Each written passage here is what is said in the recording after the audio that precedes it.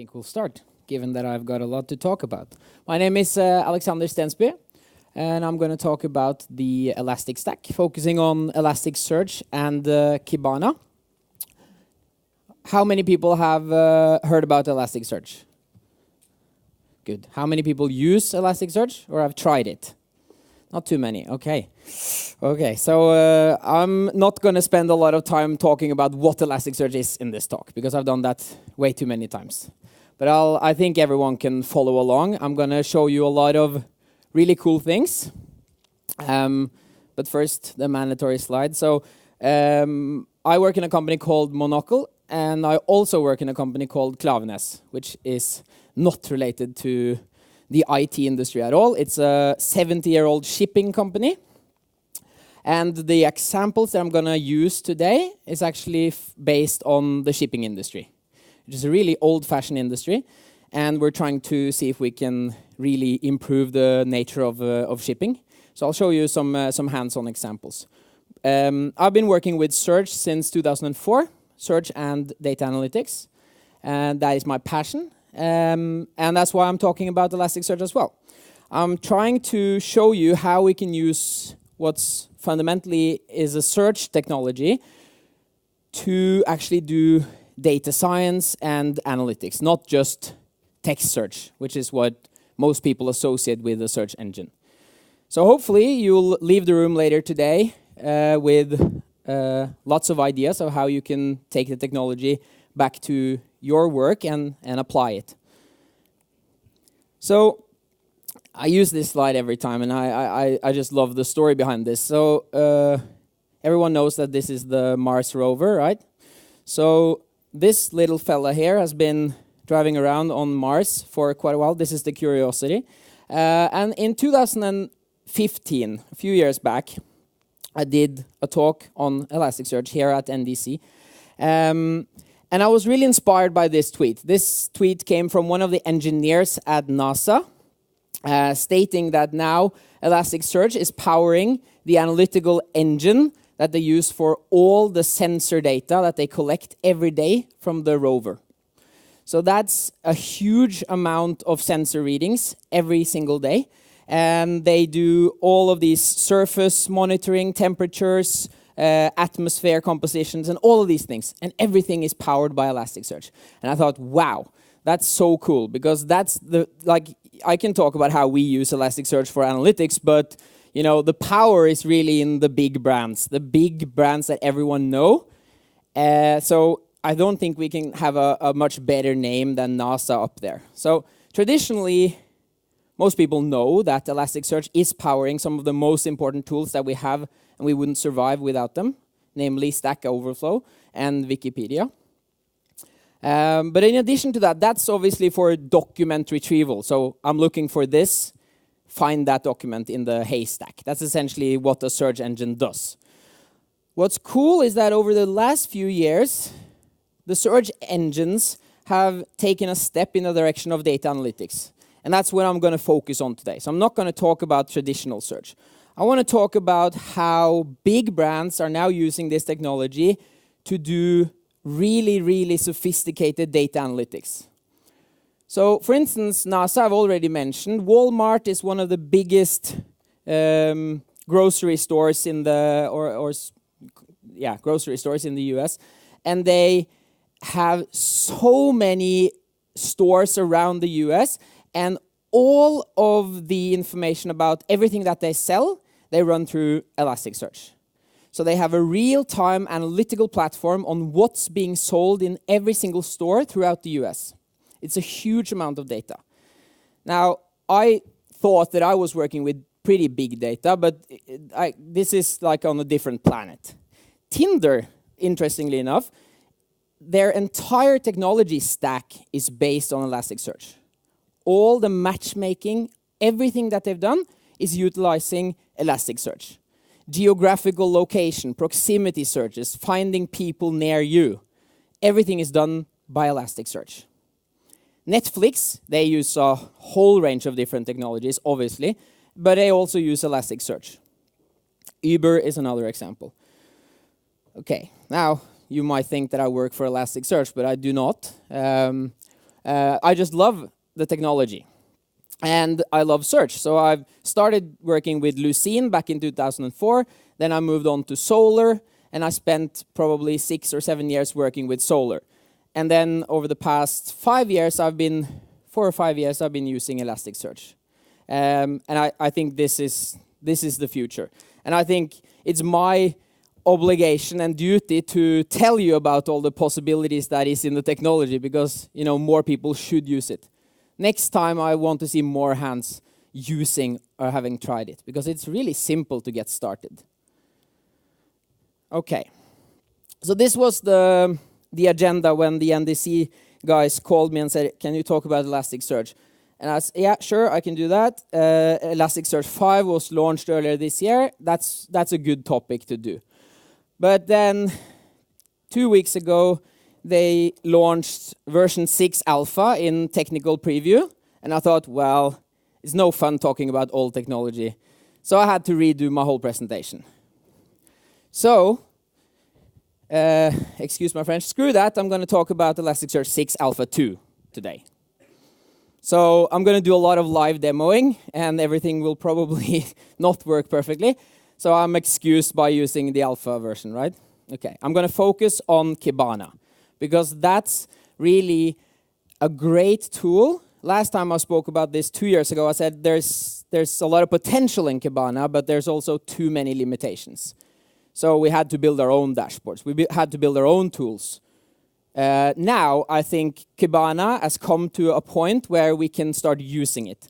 There are still limitations, but we can overcome them. And then if we have time, I might give you a sneak preview of machine learning, which is something they launched in beta less than a month ago. Okay, so the Elastic Stack, if I can get this to work, consists of Elasticsearch, obviously the heart of everything. Kibana, which is the tool that we're going to use, which sits on top of Elasticsearch, which allows us to explore the data, navigate through the data, and do a lot of the data analytics that we're going to do today. And then below those components, we have 2 projects, one called Logstash, which has been around for a long time. That's traditionally been the entry point for most software developers into the Elastic Stack. That's something that has traditionally been used to collect logs and structure logs and make them searchable, ultimately so that you can do analysis on your logs. Then over time, new use cases for Logstash has popped up. It's a quite robust system to actually parse different files and different data formats. So it's not limited to logs, although log is obviously central to the name of the technology. Over the past year or so, we've seen the emergence of something called Beats, which is a really exciting project that the Elastic team with the community has developed. And in essence, this is a platform for collecting data from remote nodes, sending it back into one central storage, Elasticsearch, so that you can analyze your data. So tiny, tiny containers that actually just sits there and sends a beat at whatever frequency that you specified. And in addition to this, the stack obviously contains XPack as well, which is the licensed part of Elasticsearch, the commercial side of Elasticsearch. I'm not going to talk too much about that because I love the open source aspect of this, but now, over the last year, XPack has really grown to become one package that is really worthwhile. So if you are in production and if you care about security and monitoring, it's really a no-brainer. And if you're using Elastic Cloud, which is previously the Norwegian company Found, which is Elasticsearch as a service, then you get this XPack solution as part of the cloud solution, which is really good. They also introduced something called alerting. I'm not going to show that today, but I just want to mention it because remember that the guys at Elastic and the community around it is developers, and they tend to focus on things that developers tend to focus on. I try to focus more on the business side of things, because ultimately that's who pays us to do our job as developers. So alerting was built, and Logstash was built, and Beats was built with the aspect of a developer. Monitoring your servers, monitoring your infrastructure, alerting on events that happens to your infrastructure, so that you can make sure that your services are always up and running. But the same logic, the same fundamentals can be applied to data quality, not just server and maintenance. So in terms of alerting, we can use that now to set up business rules on data that we can actually send out to our business users, which I think is really fascinating. We can use it to have thresholds on data quality, not just that our servers are running, but actually if there's an anomaly in the data, if there's something wrong, if there's an emerging trend in the data. And this is a really quick way for us to have logic reach our business users. The last two components of the XPack is a graph module, which I'm not going to talk about, and then the new machine learning module, which is, I would say, a promising module, but obviously far from a complete machine learning library. So, last few slides, and then I'll jump into the fun stuff. I get a lot of questions about data ingestion. How do I get started? How do I get data into Elasticsearch? Where do I start? Now, before, Logstash was probably the only way where you could sort of read in quite easily, with a little bit of hassle sometimes, but easily enough, you can read in data and get started. But ultimately, you want to collect data from your databases and shove them into Elasticsearch and make them available for search, for analytics, etc. And that has been more difficult. And then I have a lot of use cases where I've got business users saying, I've got these Excel spreadsheets, I'd really love to get them into the engine and start using that data in Elasticsearch or in Kibana. And that has been problematic as well. But with the introduction of Beats and FileBeat as one of the elements here, we can read any type of file, and we can build our own beats if we want to. We can also use Logstash to read in from databases as well. So there's a lot of opportunities now, and it's no longer a hassle to get data into Elasticsearch. But the cool thing that Beats has actually triggered is the introduction of something called an Ingest Node.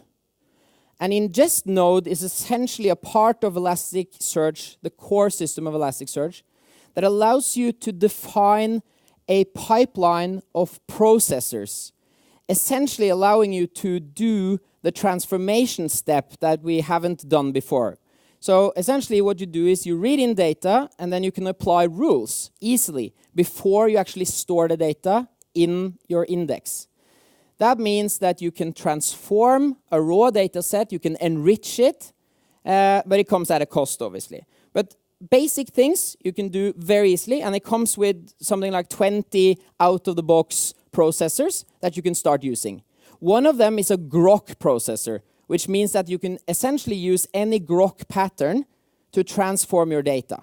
You can add fields, you can expand on your data set by combining fields, by splitting fields. There's a lot of opportunities there. And it's very easy to get started with. Alongside of the ingest node is something called the re-index API. That's another question a lot of Elasticsearch users have been asking. How do we easily re-index our data? And the answer has previously been, well, you have to go back to the source and re-index from source. If you've made a mistake and you need to change your mapping, you have to re-index the data. That's how Elasticsearch works. But with the re-index API, in combination with ingest node, you can actually do a lot of these things without going back to the source. And the re-index, I'll just show you what the payload looks like. I'm just going to escape this. See if I can. Yeah, thank you very much. See if I can do that. I'll make it a bit bigger. So in this case, what you actually do is you can specify even a remote host, which I've done in this case. just put in some dummy data here. And I can actually read an entire index or limited to whatever query that I specify and say I want to take all of this data and I want to index it locally where I'm running this query from. So here I say that I'm going to take this test index and put it into my local test index. And then I'm also going to apply this ingest pipeline, saying that you're going to take the data and then apply all of these rules that I've specified, which is a great way to actually transform your index when you've made a mistake. It's also a great way to give your developers a sample of the production data, for instance, to use locally when you're actually doing logical testing on the data, which was really difficult before, and you actually had to do a local indexing process. So I just wanted to mention that because that's hidden quite well in the documentation. It's a hidden gem in my opinion. Okay, so I'm just going to jump back here. Given that not all of you have ever used Elasticsearch, I think that I have to just give you a very quick introduction to the syntax. So we're using JSON. Elasticsearch is written in Java. It's a REST-based JSON API. And the syntax looks like this, which can be a bit scary to begin with, but it's actually quite straightforward. So they've done a lot of changes over the last few years now. And there's a lot of breaking changes in 6.0. So a lot of your data that you have in 2 or 5 probably not going to work straight out of the box. But I'm not going to go through all of those things. The most important thing is to note, for those of you who have used Elasticsearch, is that the type is disappearing. So previously, everyone tried to explain Elasticsearch in this way. It's similar to a database, where the index is the database, and the type is your table. So in this case, they've realized that that was a flawed logic to that. So now they're actually removing it. So in the future now, you can't run 6.0 with an index containing multiple types. So now an index can only contain one type. And in 7, which is coming probably next year, they're going to remove it completely. So there's some job for us developers there in the future when we migrate. When we write queries, we normally use the Boolean query as our starting points, and then we build out from that. The Boolean query allows us to do combinations of anding and oring of different query clauses, and then allows you to specify a filter. Now, the key difference between a query and a filter is that the filter is either yes or no. That means that it's a binary question. Do you match or do you not match? Whereas with a query, we can actually say how well does it match. And we can introduce something called scoring. I'm not going to go into the details there, but the key thing is that filters is highly efficient, and you should always strive to use filters if you don't care about relevancy or scoring. And the reason why it's very efficient is that we can cache the results with bit sets. So my lesson number 1 is always use filters if possible. So the examples that I'm going to show you later on will be using filters. Here's one example where I'm taking a geolocation. So let's say I'm dropping a pin on my phone, and this is my location. This is where I'm standing. Show me all the coffee shops within, well, 200 kilometers. That's not that interesting, but let's say 3 kilometers. And then this will give me all the results that matches. So essentially, this just draws a circle around my point. Very simple query, very powerful query. Now, the key thing before we go into Kibana is aggregations. That's really the power of Elasticsearch when it comes to data analytics. Aggregations you can somewhat compare to SQL with functions, so mathematical functions like averages and min and max and sum and those kind of things. And then another thing of SQL, which is the group by function. Essentially what they call buckets in Elasticsearch. Can we separate our data into buckets? So we have aggregations is essentially defined as a combination of buckets and metrics. And it's really powerful because we can build and nest on these aggregations. So in this case, I'm saying, give me a count of all documents and group by the speaker, in this case. Then you can build on that and say, I'm interested in beer, who isn't? I want to group by the type of beer, and then I want to, for each of those, calculate the average IBU value.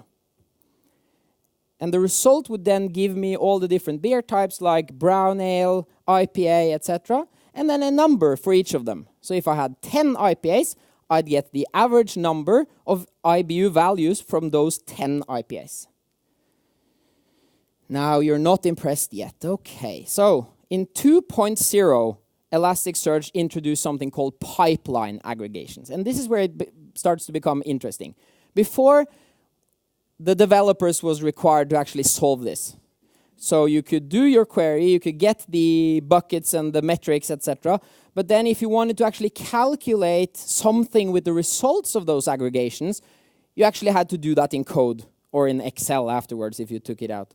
So in this case, pipeline aggregations allows us to compute on the results of the aggregations that we specified. Now this is really useful. There's a lot of different types here. I'm not going to go through all of them, but I'll show you an example. So one example is if we've got sales data, so a volume of sales or individual invoices that we've sold, and we group them by month. So we're using what we call a date histogram, essentially what we use to do time series analysis.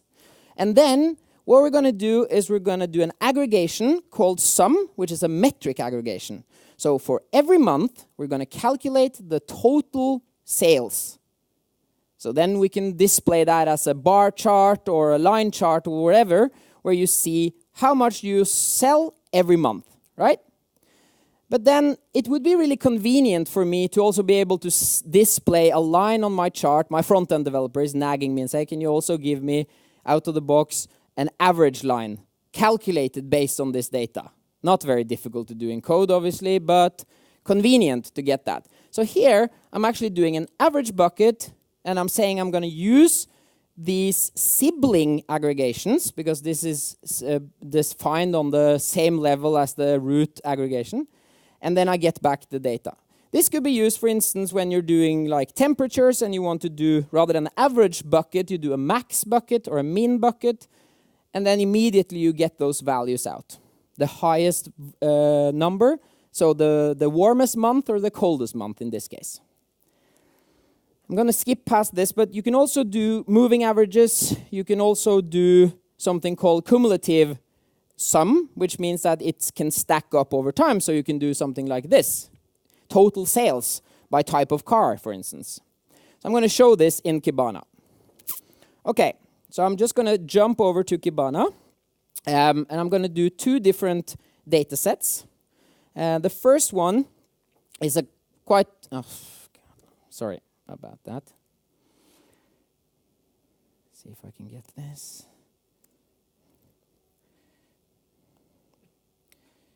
There we go. Okay. So, let's do like that.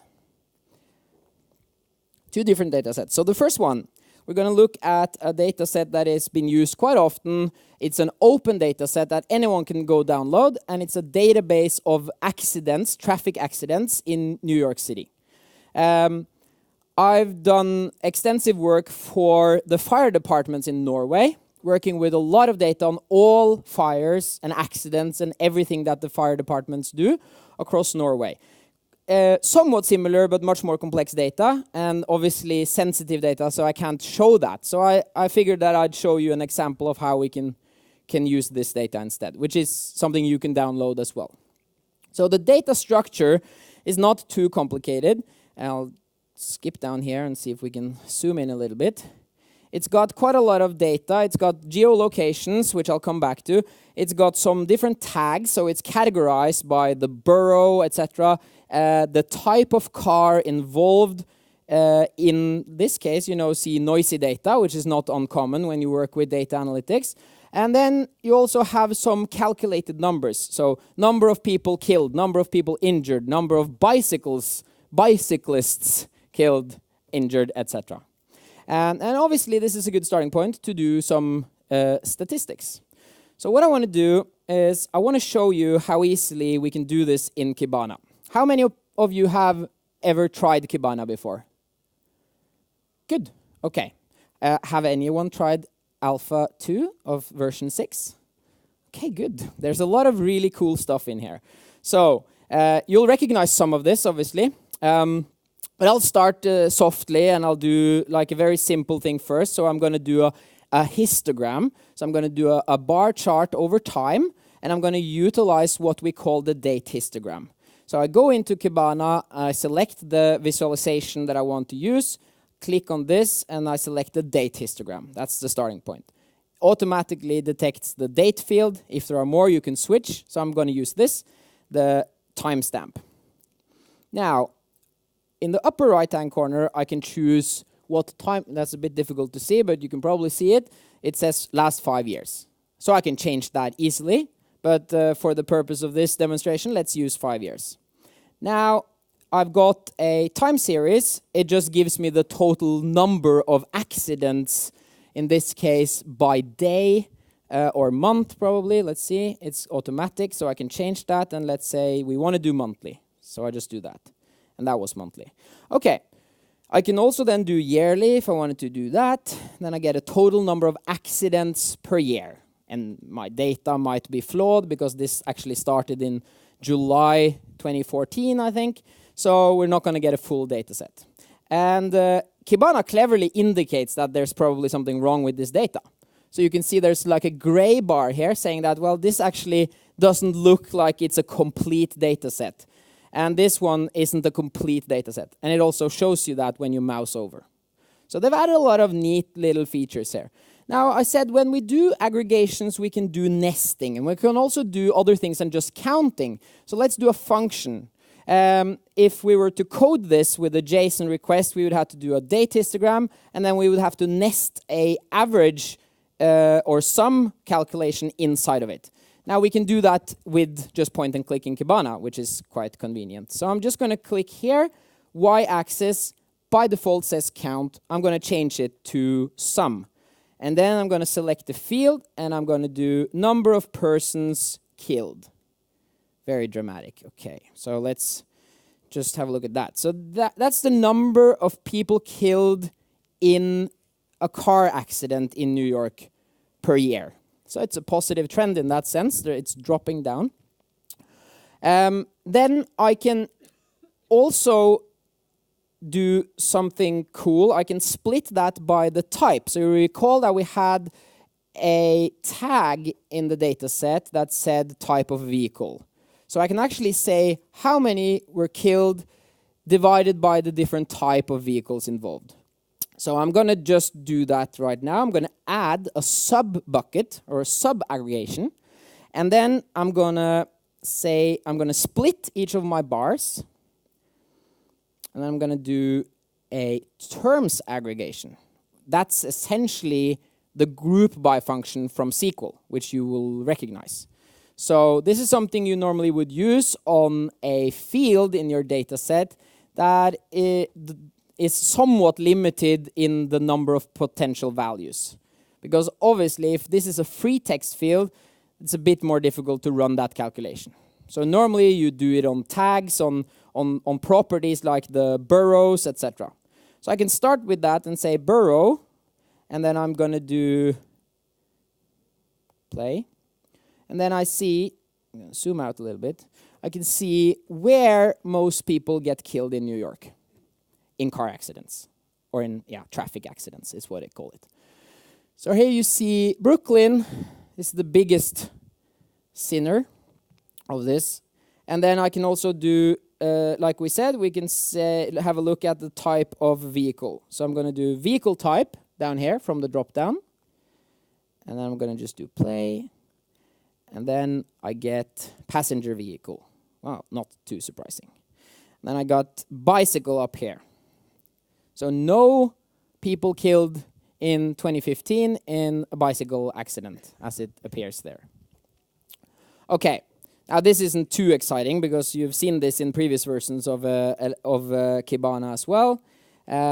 Just want to quickly show you that you can obviously do a lot of different visualizations. For instance, a pie chart. And people think, well, what's the point of that? We can do that in Power BI. We can shove data into Power BI. The key difference is obviously volume of data that you can use. Another very important aspect is the licensing agreement that you get with Power BI. So in a corporation, having used Power BI also in parallel with Kibana, it is not really feasible to use Power BI for a large number of users in an organization.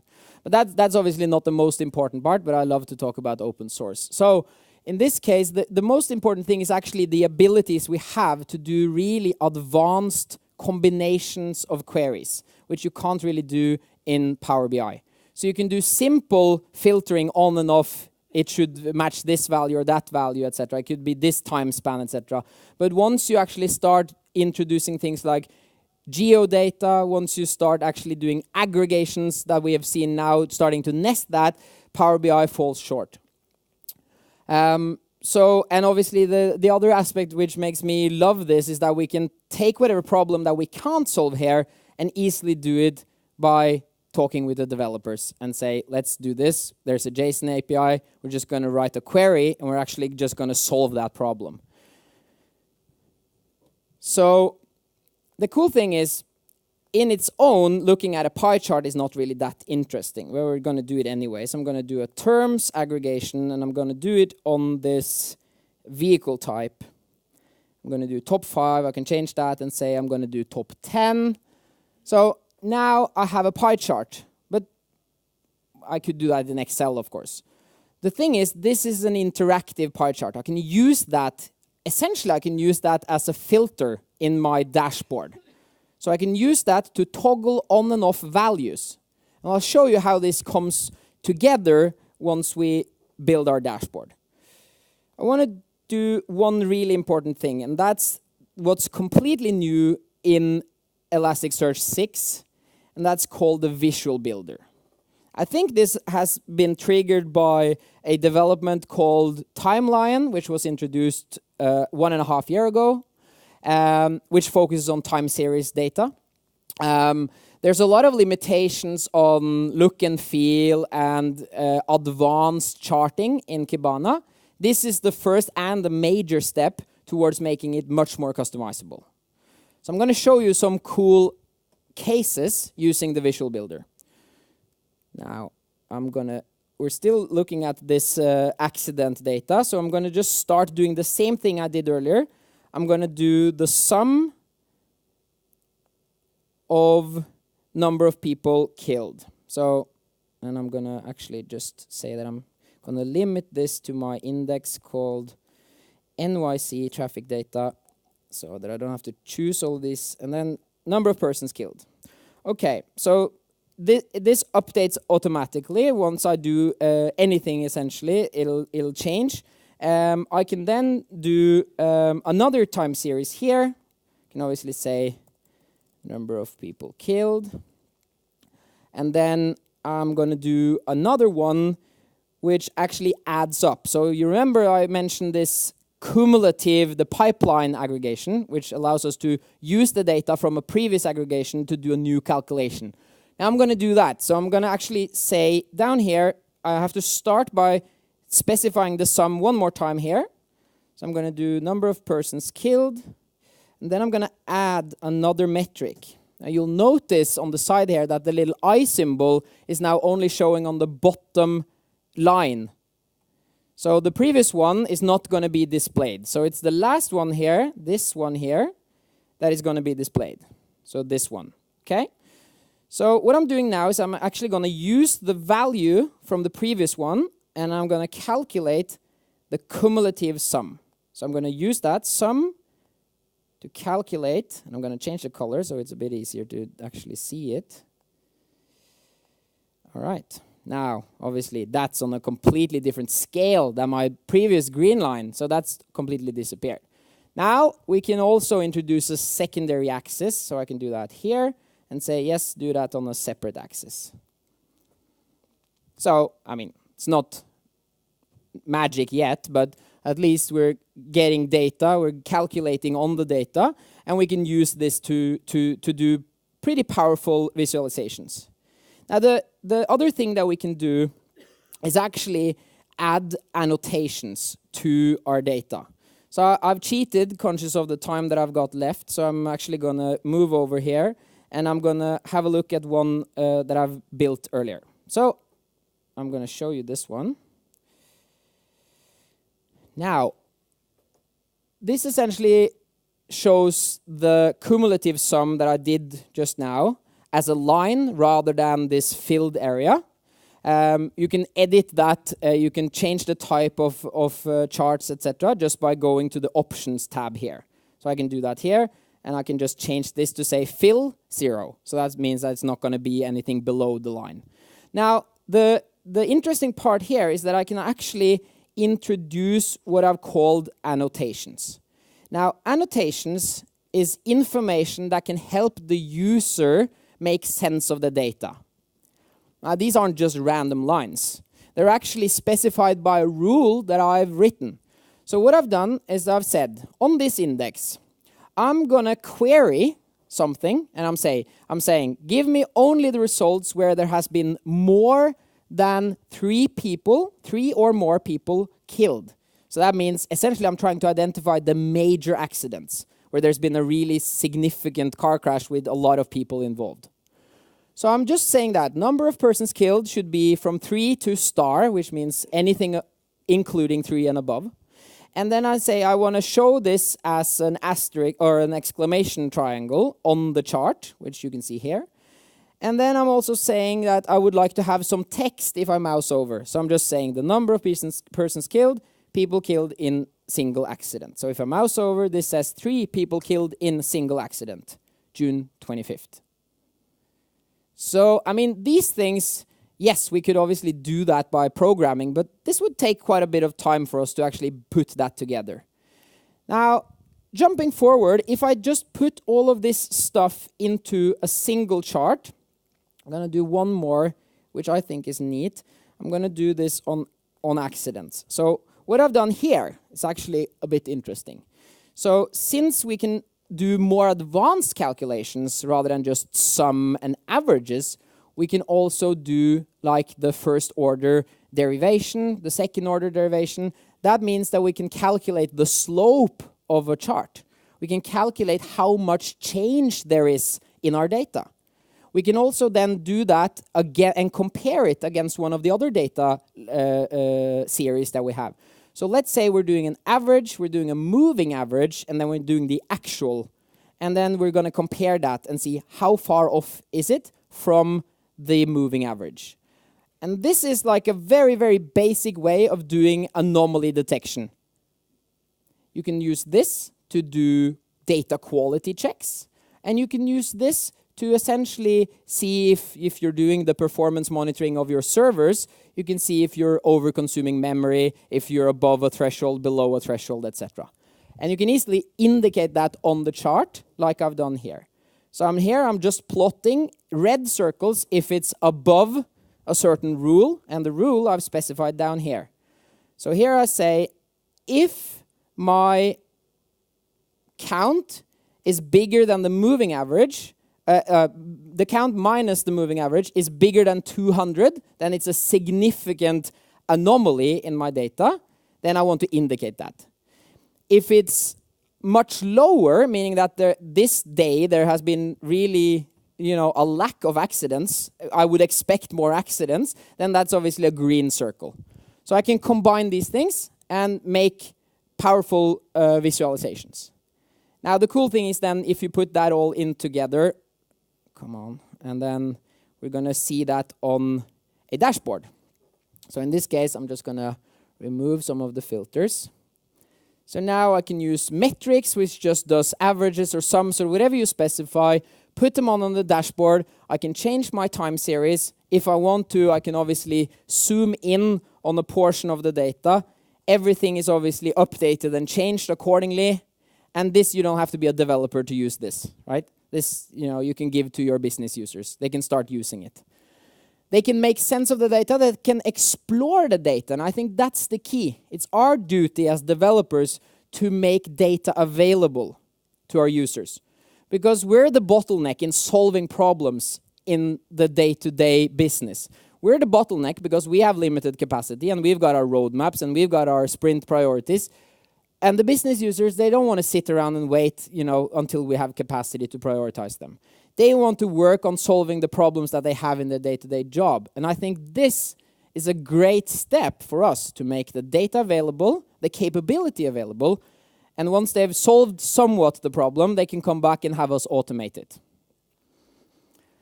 So in this case, I can drill down. I can say I only want to look at accidents in Brooklyn, see how that changes. I can only look at, for instance, bicycles. So sorry, that was this one. So I'm going to zoom in on that one. And then I'm actually only looking at accidents where there has been a bicycle involved. Now, the interesting part of that is that you saw the previous chart. If I took away this one and I took away this one, it doesn't really look like there's any trends here. I can even say, let's do the 5 years again. And then, yes, there are some peaks and troughs here, but it doesn't really make much sense. But if I look at, for instance, bicycles, just bicycles, wow, there's a really, really clear trend.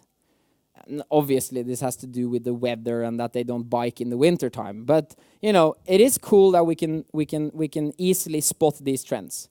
So if you just did a very basic comparison to a threshold, this would be an anomaly because it's really below the average of the time series. But this isn't an anomaly. This is a natural seasonality. And that's where this machine learning module comes into play, that they've now introduced into Kibana. Caveat is that you have to have XPack, so you have to pay for the license. But this allows you to actually do machine learning on things like this, saying that where's the anomaly when this is actually normal, this is the trend, but is their data deviating from the trend? So the basic use of the machine learning has been tailored towards anomaly detection. They've said that they want to do more models, more advanced machine learning. So it is somewhat limited for those of you who have worked with more advanced algorithms, but I think it's a very good starting point. So this takes a bit of time to run, so I'm not going to do that, but I'm just going to show you the results. So if I look at this one showing number of accidents, I'm just going to show you over the entire time span. This is after I've run the algorithm, and it actually tries to then detect anomalies. And it shows me, this is a bit of a strange one, but I can show you then the biggest or the most significant anomalies according to the seasonality, according to the data set, not just very simple, this minus that is wrong or correct. The cool thing is, I don't know much about the traffic scene in New York, so well, what does this mean? So I did just the first two, Googled them, just the date and New York, and the first thing that pops up, on the first one, there was 8th of November 2012, snow after Hurricane Sandy. Massive accidents all over New York. The second one there, which has something like 51 accidents in a single day, that was black ice related accidents caused 9/11, not 9/11, but 9/11 backlog in New York. So these are major events that, got in the New York Times because of their impact on the city. And they're spotted immediately by the algorithm. Traditionally, you'd have to go through all of this data, do the digging to find these things. And it wouldn't be enough to just look at the peak or the trough. So I think there's a lot of promise in this one. Okay, so last part of my talk, I'm going to switch over to another data set. So I'm just going to exit this. And I'm just going to do this. That's the beauty of doing live demos, right? I'm just going to start this one instead. And while that boots up, I'm going to move back here. Okay. So over the past 2 years, I've been working with a shipping company, meaning we have really, really, really big boats that move goods from one part of the world to another part of the world. I don't know much about shipping. I've learned a bit in the last 2 years. But what caught my attention is that 5 or 6 years ago, it became mandatory for big vessels to start transponding their position via satellite. So every vessel over a certain size has to transmit their position at all times. The interesting part is that this data is not private data, which I thought, wow, that's cool, because that means we can not only look at the 140 vessels that we command, we can actually start monitoring the entire world fleet, all vessels in the entire world of any size. We can see where they are, where they've been, and then we can use that information to predict where they're going. And as you can probably imagine, even without knowing anything about shipping, there's obviously a lot of money and power in knowing what's going to happen in the future, for any industry, really. Now, the cool thing is I've got this data set. I've loaded it up on my computer with a snapshot over the past month or so. I'm going to do the live demo with that data. I've limited the data so that it's really cleaned down to the bare bone. It's got the position, it's got the speed of the vessel, it's got an identification of the vessel. It does not have the information that the captain has reported, so we don't know where he says he's going or anything like that. We've got the heading, and we've got the status of the vessel, meaning if it's in port, if it's moving, etc. So it's exclusively a numeric data set. We're going to see what we can use that data for. So one of the things that we've been using it for in the past is to essentially track data over time. So collecting data 2.5 years of an entire world fleet is a lot of data. And then we're trying to see, based on that information, can we say something about where vessels are moving, what route they will take?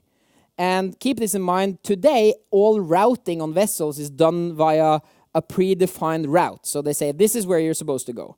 But then weather and unexpected things happen, and vessels seldomly go where they were supposed to go.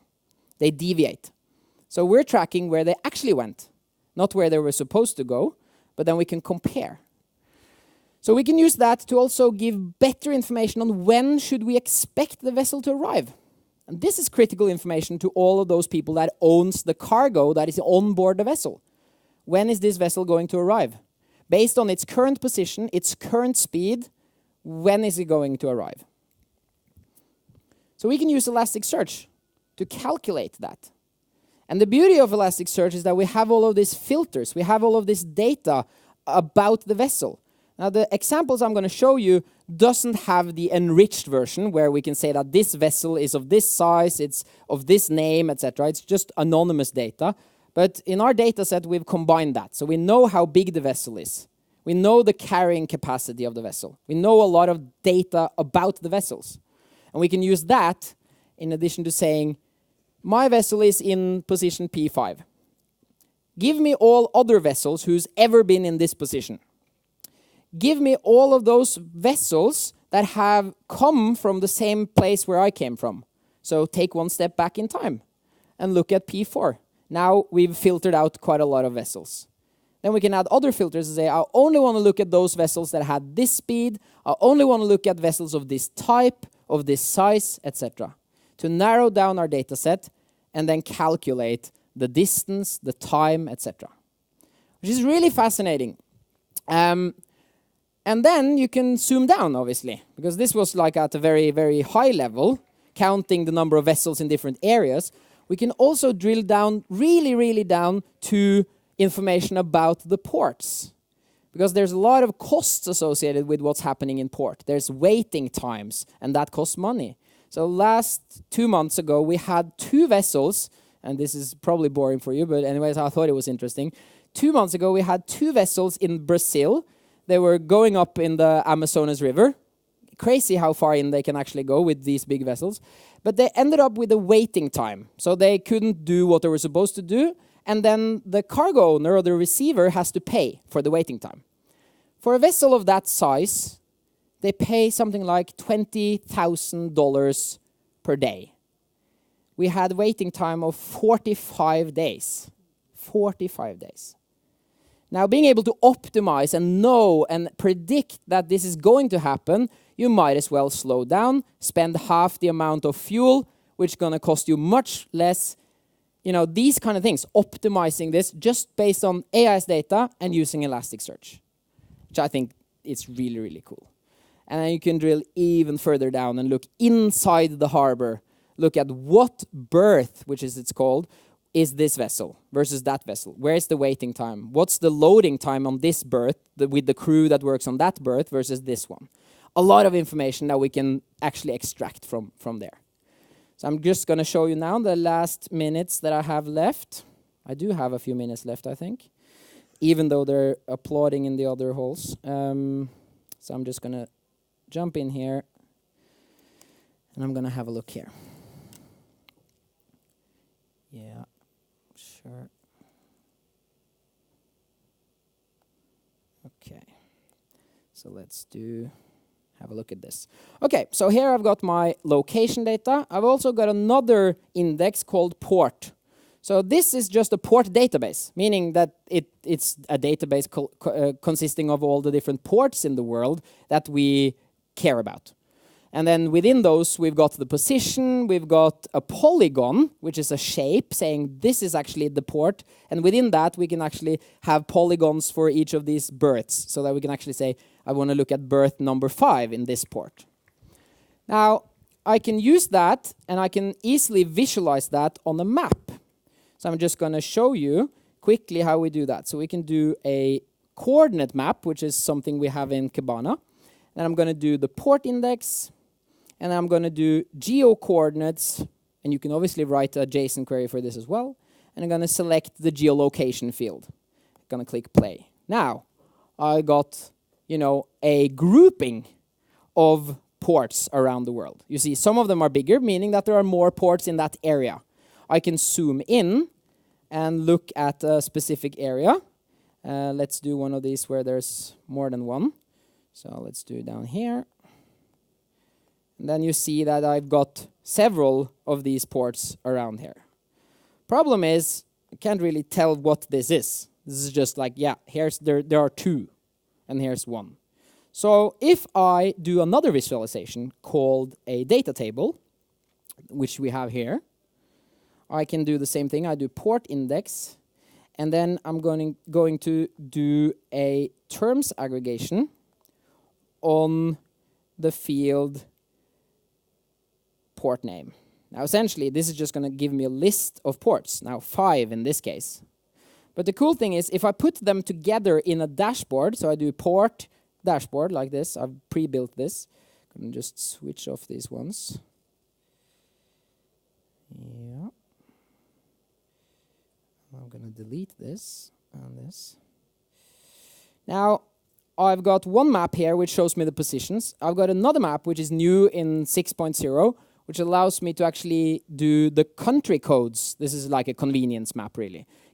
I've stored the country codes of the ports, saying what country does this port belong to, and then it will plot that on a map. So saying that, okay, I've got 154 ports in China, I've got 147 ports in the US, I've got 74 in Australia.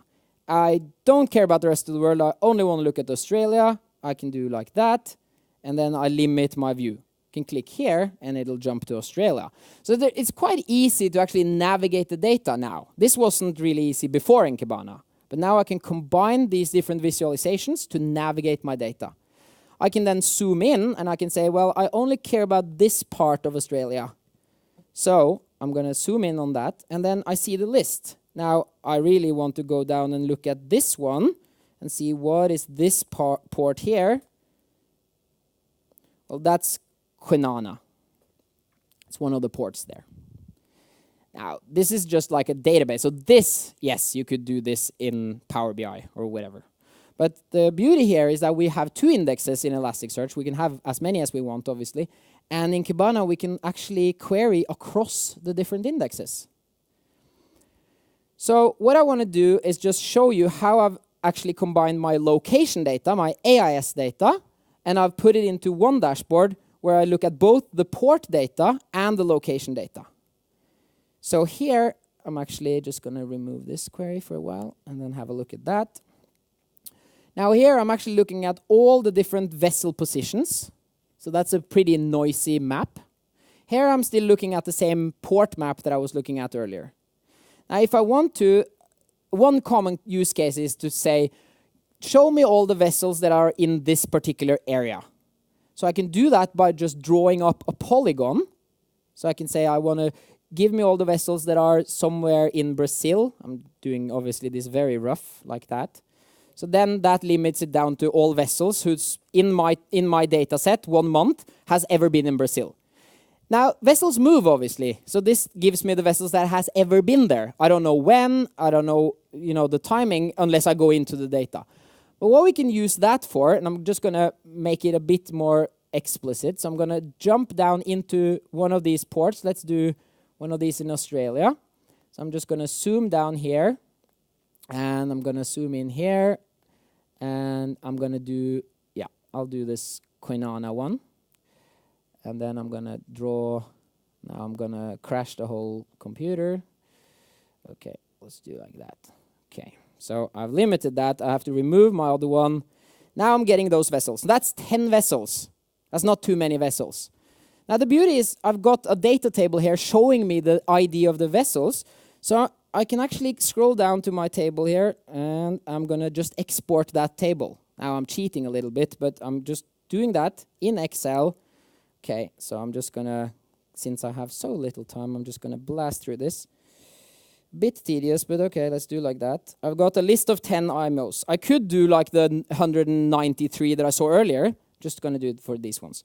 I've got a list, just copying it from Excel. Going to go back up here, and I'm going to say IMO, and then I'm going to do brackets, and I'm just going to paste it. Now, what happens now is that I'm going to remove the polygon that just constrained me to that port. That's going to show me all vessels who's been in that port and where did they go for the rest of the data set, which is quite strategic information that we can use. So now I actually see where they went, which is really, really cool. Now, the port map disappeared because obviously I've limited on IMO. Now, there's a quick and easy fix for that because I can cheat and I can say there's 2 different indexes. I'm just going to say or port name star. Then I'm going to get that. It's not going to affect my location data. I can still see the port names. So that way I can sort of go down here, zoom in and look at, okay, where did this vessel go? Well, actually it went down here. Well, what port is in this area? Well, it's Richards Bay. Unfortunately, I've spent my time. I have time for some questions. Is it possible to embed the visualizations in Kibana and some other, let's say, web applications or something else? Yes. So you can share. Now with XPack you have user access as well, so you can actually limit. You can say you have a read user just to this index, to this type, etc. So that would require that you log in if you have XPack. If you are not concerned about sharing it publicly, which I would never do, to be honest with you, at least if it's a production system, never do that because it's easy to crash the whole index if you're misusing Kibana. But yes, you can share it. You can embed it as well. And you can share just a module. So I could go into just this one. If I click on edit here, I can actually go on this one and share just this visualization. So I can do that one and I can share it here. Either as an iframe, as a link, I can share a snapshot, which means that you're just giving them the data dump and not the live data. So yeah, they've come a long way in this aspect.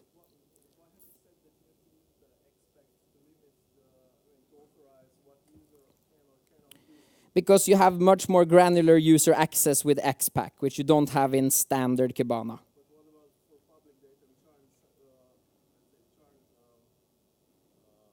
delicate that you can publicly? Yeah, sure. But absolutely. I mean, if you want to share the data and you don't have any concerns about sharing it, then it's fine. The only concern that I would take into account is that if I do a bit of an advanced query here, I can crash the whole system. So if I can do that, then an external user can do that as well.